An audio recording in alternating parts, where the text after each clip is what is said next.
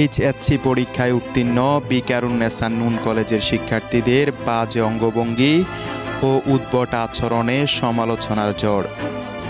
HSC পরীক্ষার ফল প্রকাশের পর দেশের অন্যতম স্বনামধন্য শিক্ষা প্রতিষ্ঠান বিকারুন্নেসা নুন স্কুল অ্যান্ড কলেজের কিছু শিক্ষার্থীর বাজে অঙ্গভঙ্গি ও উদ্ভট আচরণের ভিডিও এবং ছবি সামাজিক যোগাযোগ মাধ্যমে ভাইরাল হয়েছে।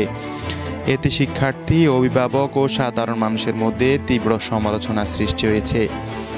ফল প্রকাশের পর শিক্ষার্থীরা যখন আনন্দ উচ্ছ্বাসে মেতে ওঠে, তখন কয়েকজন শিক্ষার্থীর অশোভন আচরণ ক্যামেরাবন্দী হয়।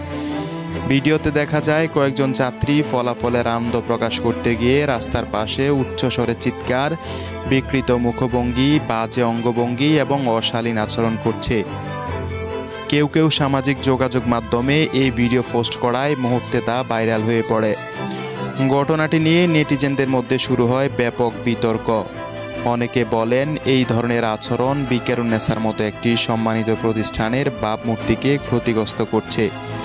কেউ কেউ মন্তব্য করেন শিক্ষার পাশাপাশি নৈতিকতা ও শালীনতা শেখারও জরুরি।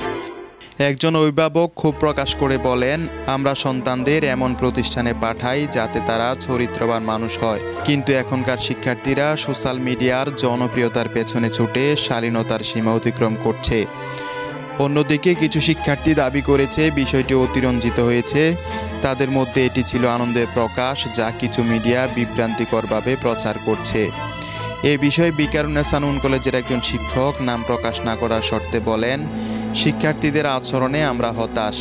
প্রতিষ্ঠান থেকে বিষয়টি গুরুত্বের সঙ্গে দেখা হচ্ছে এবং প্রয়োজনে সংশ্লিষ্টদের বিরুদ্ধে ব্যবস্থা নেওয়া হবে।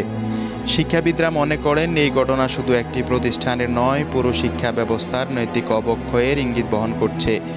তারা বলেন, শিক্ষার্থীদের মধ্যে দায়িত্ববোধ ও সামাজিক শালীনতা তৈরি না হলে ভবিষ্যতে এই ধরনের ঘটনা আরও বাড়তে পারে।